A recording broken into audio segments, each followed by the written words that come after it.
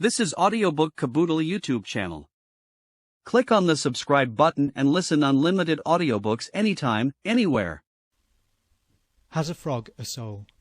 And of what nature is that soul, supposing it to exist? By Thomas H. Huxley. If the leg of a living frog be cut off, the skin of the foot may be pinched, cut, or touched with red-hot wire, or with strong acid, and it will remain motionless. But if the other leg, which remains in connection with the body, be treated in the same way, it will be instantly retracted as far as possible from the irritating agent, while the animal will show signs of pain and attempt to get away. If, now, the great sciatic nerve which transverses the thigh of the attached leg be cut across, irritation of the skin of the foot will produce no effect. The sciatic nerve may be traced up the spinal cord. Just before it reaches the end of the trunk, of which it forms a part, it divides into two portions, or roots as they are termed. One root enters the back of the cord, the other the front, and in the cord both roots are connected with the grey central matter of the cord. These roots may be cut separately. If the hinder root is cut, the irritation of the skin of the foot produces no effect. If the front root is cut, the hinder leg being left entire, irritation of the foot gives rise to signs of great pain, but the limb does not move. If that part of the spinal cord into which both roots enter is destroyed, or if only the grey matter into which they enter be destroyed, the nerve and its roots may be entire. But irritation of the skin of the foot gives rise neither to movement nor to any sign of pain in the rest of the body. Finally, if the cord be merely cut across above the point at which the nerve roots enter, so that these roots remain in connection with the uninjured grey matter, irritation of the skin of the foot will produce instant retraction of the legs, just as if the animal were uninjured. But it will show no other signs that can be considered indicative of pain. The body in front of the cut will remain unaffected, however great the injury done to the foot, and at the same time the creature will be unable to use its legs.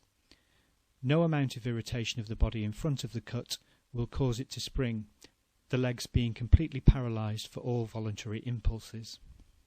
If the legs, with their nerves and the appertaining segment of the spinal cord, are completely removed from the rest of the body, the legs are still drawn out of the way when the skin is irritated.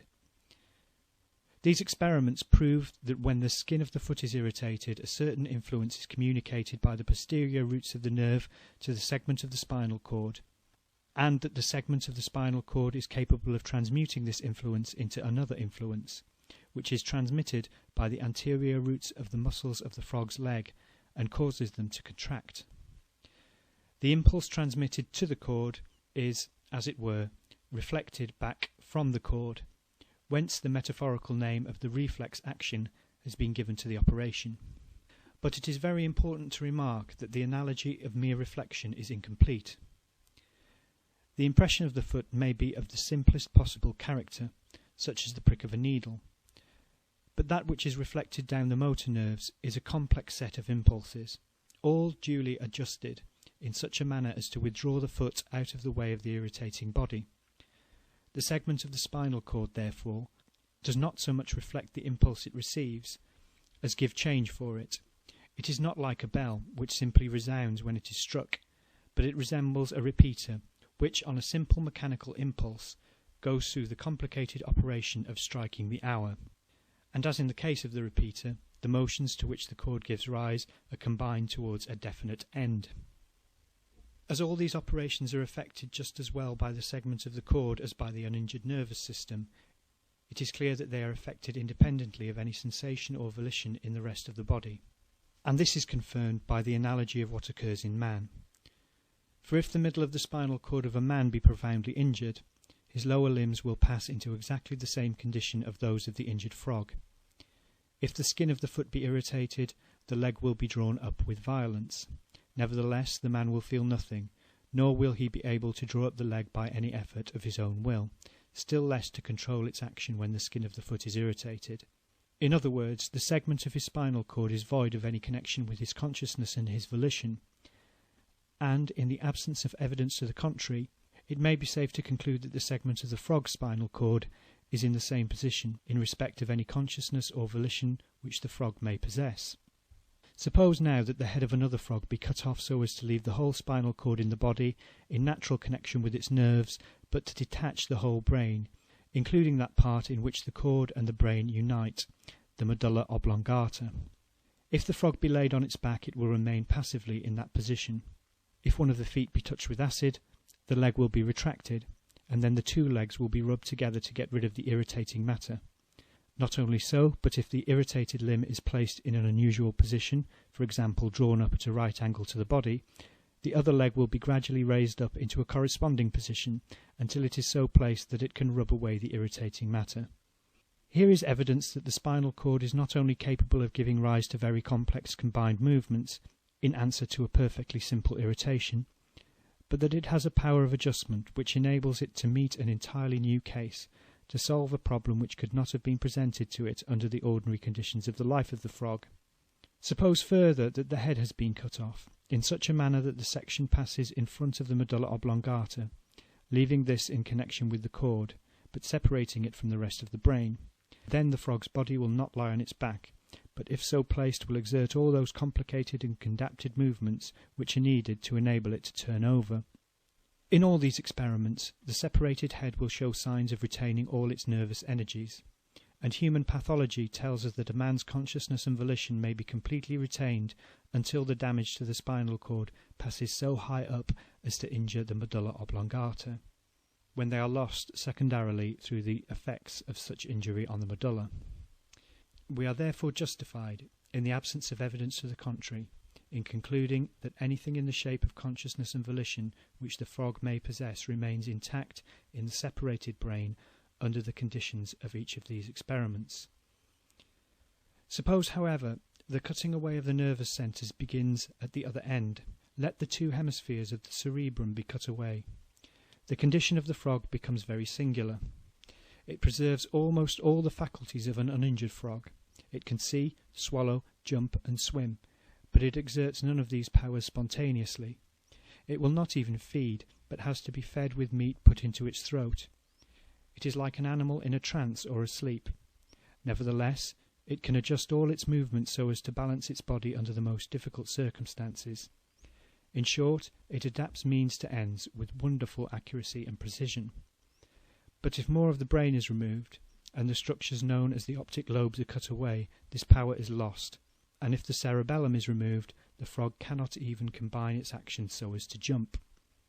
Facts of the general character of those detailed have long been known, and they have led to two opposite modes of conceiving of the nature of the animal frame.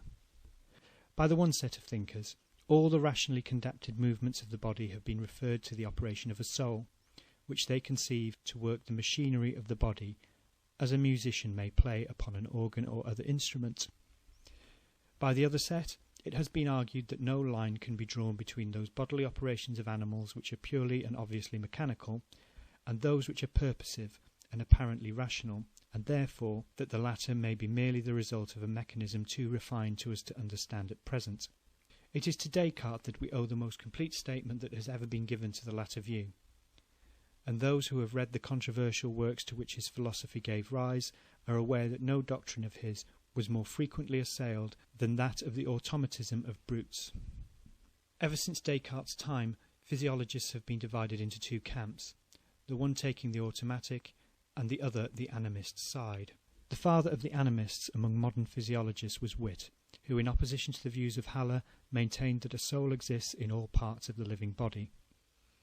I think, says Witt, it is not only probable but demonstrated that the soul does not immediately leave the body upon total stoppage of the motion of the heart, and consequently of the circulation of the blood, i.e. upon what we usually call death, but continues for some time present with it, and ready to actuate it. Upon the whole, then, it appears certain that after death, or an entire stop of all motion of the bodies of animals, the soul still remains present with them, and can be again brought to exert its influence by various kinds of stimuli applied to their different parts. May not the same principle continue present with the several muscles after they are separated from the body, and be the cause of their motions when irritated? And Witt then goes on to refer to some very obvious objections as follows. As the schoolmen suppose the deity to exist in every ubi, but not in any place, so they imagined the soul of man not to occupy space, but to exist in an indivisible point. Yet whoever considers the structure and appearances of the animal frame will soon be convinced that the soul is not confined to an indivisible point, but may be present at one and the same time, if not in all parts of the body, when the nerves are formed, yet at least at their origin, i.e. it must be at least diffused along a great part of the brain and the spinal marrow.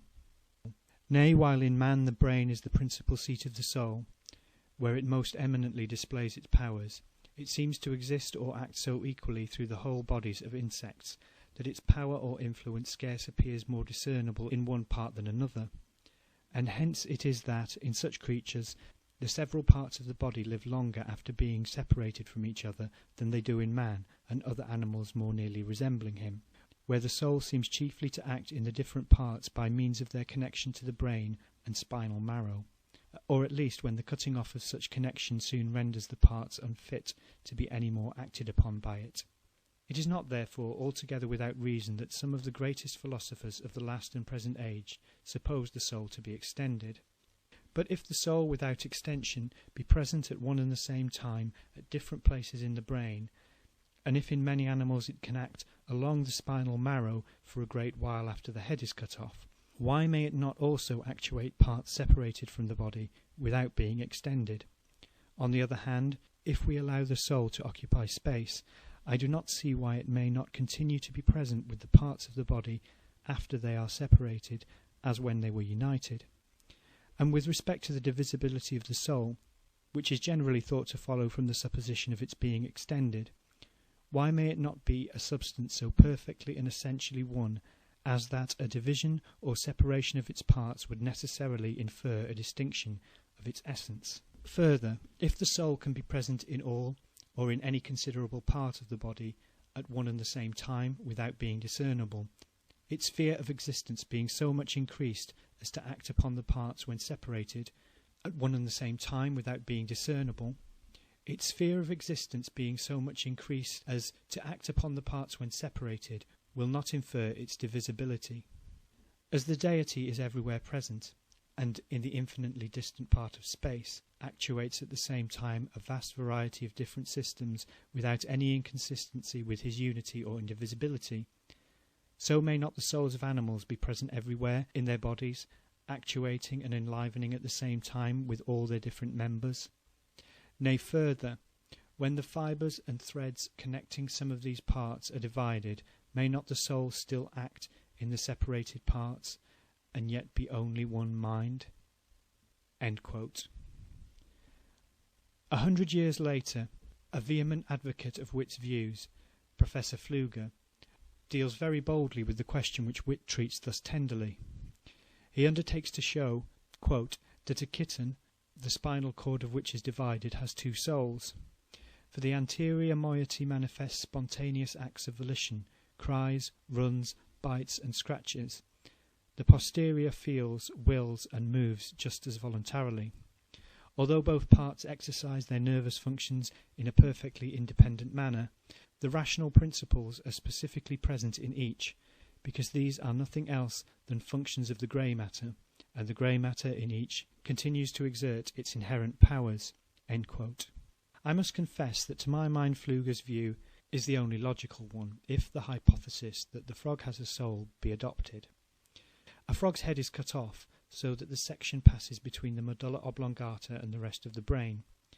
The actions performed by the head and by the trunk will be equally purposive, and equally show that there is something in each half which possesses the power of adapting means to ends in a manner which is as deserving as the epithet rational in the one case as in the other. The separated head and trunk may be sent 100 miles in opposite directions, and at the end of the journey each will be as purposive in its actions as before. In this case, two alternatives present themselves. Either the soul exists in both cord and brain, or it exists in only one of them. If we admit the latter hypothesis, it follows that purposive operations may be effected by matter without the help of a soul, which is a practical acceptance of the automatic doctrine. On the other hand, if we admit the former, then either the soul is indivisible or it is divisible. If it is indivisible, it must either be a centre of force capable of operating on points 200 miles apart, or it must extend over 200 miles. Whichever of these two alternatives be adopted, I am unable to see in what respect the soul of the frog differs from matter. If, lastly, the soul of the frog is divisible, it must needs have extension, and so falls again into the category of matter. I have not attempted to discuss the question whether the soul of the frog possesses consciousness, because this appears to me to be a totally insoluble problem. Everyone will discover, if he considers his own actions, that he is constantly performing operations directed towards special ends, of which he has no consciousness whatever. And therefore it must be granted that it is possible that all the far less complex actions of the frog may be equally devoid of consciousness. Whether they are so or not is a point on which no positive evidence is attainable, or even conceivable. End of essay. This was Audiobook Caboodle YouTube channel presentation. We hope you enjoyed listening. For full audiobook, check out our playlist section. Links in description below.